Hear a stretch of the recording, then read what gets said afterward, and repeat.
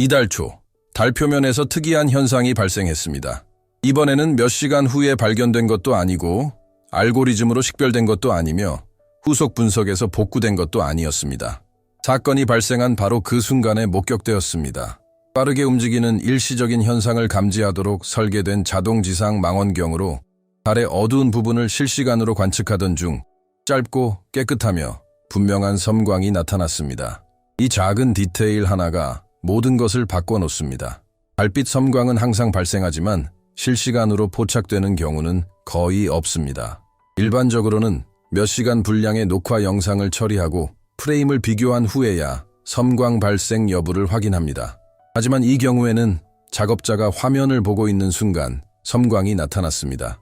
1초도 채 되지 않는 짧은 순간이었지만 어두운 배경과 뚜렷하게 구분될 만큼 강렬했고 기술적인 오류로 오인하기에는 너무 짧았습니다. 경험이 풍부한 관측자들 사이에서도 이처럼 직접적인 충돌 감지는 극히 드뭅니다.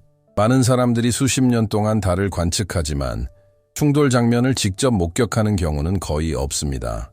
이번에 발생한 일은 단순한 기록 성공이 아니라 매우 드문 우연의 일치였습니다. 시간, 기하학, 그리고 인간의 주의력, 관측에 유리한 조건이었습니다. 충돌은 달의 빛이 비치지 않는 부분에서, 그것도 초승달일 때 발생했는데 이때는 햇빛이 거의 없어 어떤 빛이라도 뚜렷하게 관찰할 수 있었습니다. 만약 같은 사건이 빛이 비치는 곳에서 발생했다면 지구에서는 전혀 감지되지 않았을 것입니다. 달 표면에서 반사된 빛이 충돌로 발생한 광학적 신호를 완전히 덮어버렸을 것이기 때문입니다. 초기 분석 결과 충돌을 일으킨 물체는 극히 작아서 지름이 불과 몇 센티미터에 불과했을 것으로 추정됩니다. 일반적인 상황이라면 그 정도 크기는 중요하지 않게 여겨지겠지만 달 환경에서는 크기가 결정적인 요소가 아닙니다. 속도는 보수적인 추정치에 따르면 그 파편은 초당 수십 킬로미터의 속도로 이동하고 있었습니다. 그 정도 크기라면 아주 작은 입자라도 수십만 킬로미터 떨어진 곳에서도 볼 수 있는 섬광을 일으킬 만큼 충분한 에너지를 가지고 있습니다. 망원경의 방향, 정확한 기록 시간, 그리고 섬광의 프레임별 분석을 바탕으로 천문학자들은 충돌 지점을 상당히 정확하게 추정했습니다. 충돌은 달 앞면에 잘 알려진 크레이터에서 약간 북동쪽에서 발생했습니다. 정확한 위치를 파악하려면 시차 보정, 관측, 기하학, 노출 시간, 그리고 기기상의 오차 가능성 등 복잡한 조정이 필요합니다. 그럼에도 불구하고 모든 데이터가 일치한다는 점은 실제 물리적 충돌이 발생했음을 시사하며 이는 이전에 기록된 고속 충돌과 완벽하게 부합합니다. 역사적인 관점에서 볼 때 이 기록은 또한 주목할 만합니다. 이 기록은 다음과 관련이 있습니다. 아일랜드에서 최초로 확인된 달 충돌 현상, 그리고 이는 영국 제도 전체에서 기록된 두 번째 사례에 불과합니다.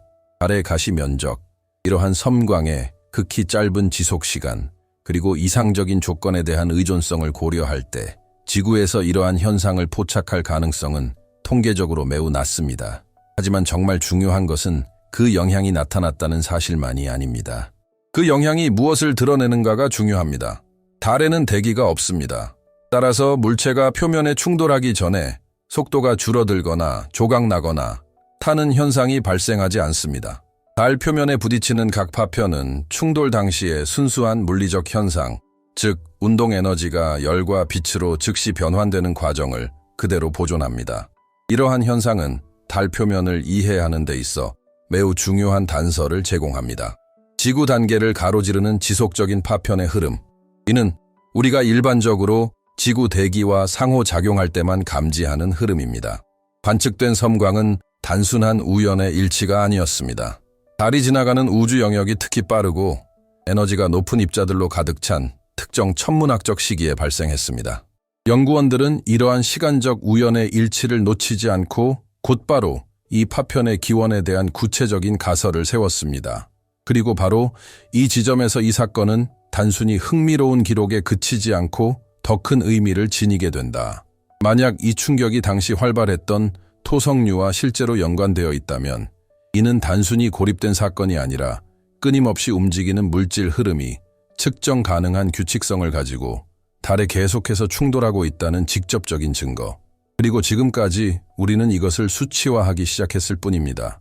이제 제기되는 질문은 이러한 영향이 실제로 있었는지 여부가 아닙니다. 그것은 이미 입증되었습니다.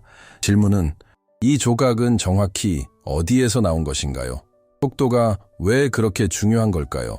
그리고 이러한 충돌 패턴은 바로 이 순간 달을 둘러싼 보이지 않는 환경에 대해 무엇을 알려줄 수 있을까요? 영향이 확인된 후 연구원들은 핵심적인 질문에 집중했습니다. 저 조각의 출처는 무엇이었나요? 이는 단순한 학문적 호기심의 문제가 아닙니다. 달 충돌의 근원을 파악하는 것은 지구 근접 우주 공간을 통과하는 우주 파편의 실제 흐름을 파악하는 데 도움이 되며 이는 과학 모델부터 우주 탐사에 대한 실질적인 결정에 이르기까지 모든 것에 영향을 미칩니다. 분석된 첫 번째 데이터는 다음과 같습니다. 충돌 예상 속도 계산 결과는 초당 약 35km라는 수치를 나타냈습니다. 이 수치는 매우 중요합니다. 이 속도는 달의 중력에 무작위로 포착된 물체나 궤도 잔해의 속도와는 일치하지 않습니다. 이는 이미 잘 정의된 궤너지 태양 궤도를 따라 움직이고 있는 입자들을 가리킵니다. 다음으로는 시간이라는 요소가 등장했다. 이 충돌은 태양계 내부에서 가장 밀도가 높은 파편 흐름 중 하나가 활발하게 활동하는 특정 시기에 발생했습니다. 이 흐름은 지구가 그 경로를 통과할 때 빠르고 강력하며 예측 가능한 유성을 생성하는 것으로 알려져 있습니다. 하지만 많은 사람들이 잊거나 아예 고려하지 않는 것은 지구만이 이 흐름을 통과하는 유일한 천체가 아니라는 점입니다. 달은 같은 우주 영역을 가로지릅니다. 대기도 없고 보호막도 없고 경고도 없었다. 이 입자 흐름은 그렇지 않습니다. 그는 가지고 있다. 그것의 기원은 일반적인 얼음 해성에 있지만 특이한 행동을 보이는 암석 천체에 있습니다. 이 천체는 태양에 접근하면서 고체 물질을 방출하고 시간이 지남에 따라 조밀한 파편띠를 형성합니다. 이 파편들은 갑자기 나타나는 것이 아닙니다. 이미 궤도를 따라 분포되어 있다가 행성이나 위성이 그 경로를 가로지를 때를 기다리고 있는 것입니다. 지구에서 이런 현상이 발생하면 하늘에 빗줄기가 보입니다. 하지만 달에서 이런 현상이 발생하면 전혀 다른 현상이 나타납니다. 직접적인 영향. 달 충돌에서 얻은 속도 추정치는 해당 특정 흐름에서 나온 입자의 측정값과 일치합니다. 하지만 이것이 그 기원을 절대적으로 증명하는 것은 아닙니다. 과학계는 단편적인 확신에 의존하는 경우는 드물지만 그 사이에 우연의 일치는 속도, 연중 시기 및 궤도 기하학이로서 이것이 지금까지 나온 설명 중 가장 확실한 설명이 되었습니다. 바로 그 지점에서 그 발견은 단순히 천문학적인 의미를 넘어 더 광범위한 함의를 갖게 됩니다. 이러한 유형의 영향은 오랫동안 수학적으로만 모델링되었던 사실을 확인시켜주기 때문입니다. 토성류는 지구에 간헐적으로 영향을 미치는 것이 아니라 지구-달 시스템과 지속적으로 상호작용합니다. 차이점은 지구대기는 작은 입자들을 파괴하여 이 과정을 가리는 반면 다른 모든 것을 직접 기록한다는 것입니다. 관측된 각각의 섬광은 원시 데이터 역할을 합니다. 밝기와 지속시간을 측정함으로써 과학자들은 충격의 에너지, 질량, 속도를 추정할 수 있습니다. 이러한 데이터가 시간이 지남에 따라 축적되면 다음과 같은 근본적인 질문에 답하는 데 도움이 됩니다. 대기가 없는 천체의 작은 물체가 충돌하는 빈도는 얼마나 될까요? 이 조각들의 실제 크기 분포는 어떻게 되나요? 눈에 띄지 않게 발생하는 에너지 관련 영향은 얼마나 될까요? 이러한 답변은 과학 논문에만 국한되지 않습니다. 실제 세상의 결정에도 영향을 미칩니다. 달 표면의 장비, 계측기 및 기반 시설을 장기간 노출시키는 구체적인 계획이 있습니다. 불과 몇 센티미터 크기의 파편이라도 엄청난 속도로 이동하면 누적적으로 상당한 손상을 초래할 수 있습니다. 우려스러운 것은 단발적인 영향이 아니라 수년에 걸쳐 조용히 반복되는 그 영향입니다. 그리고 여기서 중요한 관점의 변화가 일어납니다. 수십 년 동안 달은 정체되어 있고 생명체가 거의 없는 환경, 즉 태양계 과거의 모습이 그대로 남아있는 곳으로 여겨졌습니다. 하지만 이와 같은 관측 결과는 정반대의 사실을 보여줍니다. 달의 모양은 지금도 계속해서 변해가고 있습니다. 바로 이 순간에도 주변 공간과의 끊임없는 상호작용을 통해 말입니다. 게다가 이러한 충돌은 독특한 과학적 이점을 제공합니다. 각 충돌은파 기표면 아래의 물질이 드러나면서 일반적으로 보이지 않는 층들이 노출됩니다. 남아있을 것이다수 밀리초 만에 달 토양의 구성, 구조 및 반응에 대한 정보가 빛의 형태로 방출됩니다. 이는 실험실에서 재현할 수 없는 자연 실험입니다. 그리고 플래시가 더 많이 기록될수록 불편한 결론이 더욱 분명해집니다. 우리는 이러한 사건들이 실제로 얼마나 빈번하게 발생하는지 이제 막 깨닫기 시작했을 뿐입니다. 여기까지 읽으셨다면 채널 구독과 좋아요를 눌러주시면 감사하겠습니다. 단순히 기계적인 행동이 아니라 이런 종류의 콘텐츠는 연속성이 있을 때 비로소 의미를 갖기 때문입니다.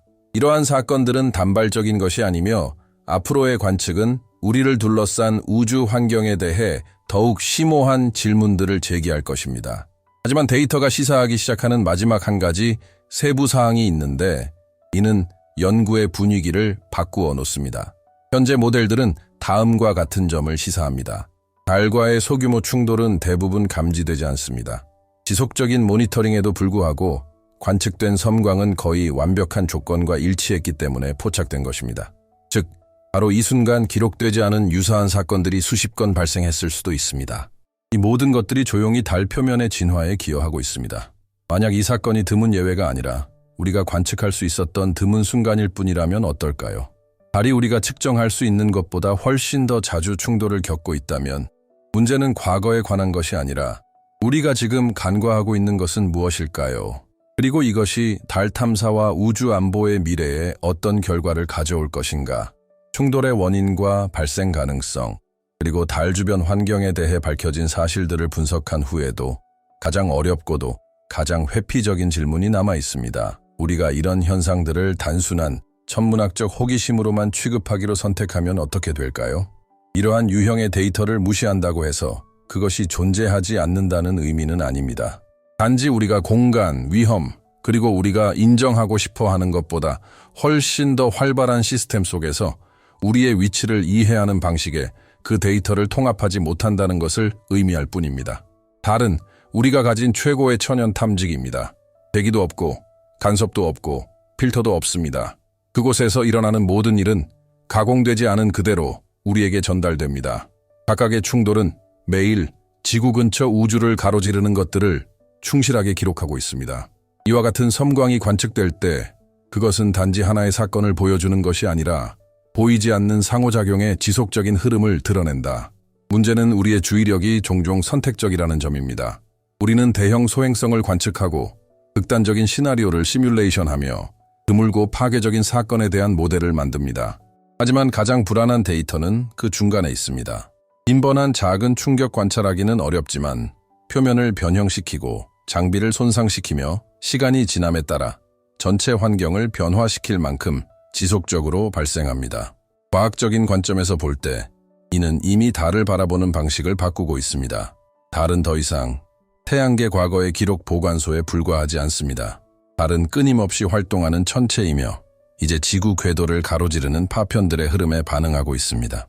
매번 발생하는 섬광은 우리 주변의 우주가 결코 비어있거나 고요한 곳이 아니라는 사실을 확인시켜줍니다. 실질적인 관점에서 보면 그 의미는 훨씬 더 명확합니다. 장기적인 달 기반 시설 계획은 현실적인 위험 평가에 달려 있습니다. 태양광 패널, 안테나, 과학기기 및 거주시설은 견고한 대기나 자기장의 보호를 받지 못할 것입니다. 이러한 시설들은 외부 환경에 노출될 것입니다. 이러한 충돌의 실제 빈도를 무시한다는 것은 시스템을 설계할 때 불완전한 데이터, 그리고 그보다 더 미묘하고 더 불안감을 주는 무언가가 있습니다. 우리가 기록할 수 있는 각각의 작은 달 충돌은 암묵적인 질문을 제기합니다. 우리가 보지 못하는 다른 사람들은 얼마나 될까요? 만약 이 사건이 거의 완벽한 조건과 일치했기 때문에 관측된 것이라면 실제 통계치는 과소평가된 것입니다. 이는 추측이 아니라 관측상의 한계로 인한 직접적인 결과입니다. 이제 그 논리를 좀 더 자세히 설명해 보세요. 우리가 전용 계측 장비로 끊임없이 관측하는 달에 미치는 영향을 과소평가하고 있다면 이는 우주 환경 전체에 대한 우리의 이해에 대해 무엇을 시사하는 것일까요? 태양계를 가로지르며 우리가 알아채지 못하는 에너지, 물질, 정보의 흐름에 대해서는 무엇을 의미하는 것일까요? 이 지점에서 조사는 단순히 기술적인 차원을 넘어 철학적인 차원으로 전환된다. 문제는 단지 그것만이 아니기 때문입니다. 달에 도달하는 것. 하지만 우리는 우주가 우리에게 보내는 신호들을 어떻게 해석해야 할까요? 우리가 소음이라고 생각하는 것은 종종 우리의 관심 밖에 있는 정보일 뿐입니다. 우리가 고립된 사건이라고 부르는 것은 진행 중인 과정의 눈에 보이는 일부분일 뿐일 수도 있습니다. 바로 이 지점에서 의심이 깊어집니다. 만약 우주가 우리가 인지하지 못하는 순간에도 끊임없이 우리와 상호작용한다면 우주를 수동적인 배경으로 보는 우리의 관점은 근본적으로 잘못된 것일지도 모릅니다. 어쩌면 우주는 사건이 일어나는 무대가 아니라 반응하고 구조화되어 있으며 서로 연결된 시스템일지도 모릅니다. 이 영상은 바로 그 질문을 던지고 끝맺습니다. 어쩌면 가장 큰 실수는 달 충돌의 가능성을 과소평가하는 것이 아닐지도 모릅니다. 오히려 데이터가 정반대를 보여주고 있음에도 불구하고 우주가 무관심하고 침묵하며 단절되어 있다는 생각을 고집하는 것이 더 큰 실수일 것입니다. 달에 비친 섬광은 1초도 차에되지 않았지만 분명한 메시지를 담고 있습니다. 해당 공간은 현재 활성화되어 있습니다. 상호작용하고 반응하고 흔적을 남기는 것. 중요한지 아닌지가 문제가 아니다. 문제는 우리가 보기로 선택한 신호들과 우리가 무시하기로 선택한 신호들을 어떻게 다루고 있을까요?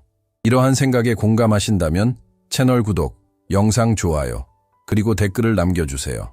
단순히 동의하는 것이 아니라 더 깊이 탐구하기 위한 것이라면 무엇이든 좋습니다. 어쩌면 우주는 단지 우리 주변에서만 존재하는 것이 아닐지도 모릅니다. 어쩌면 그는 그럴지도 모릅니다.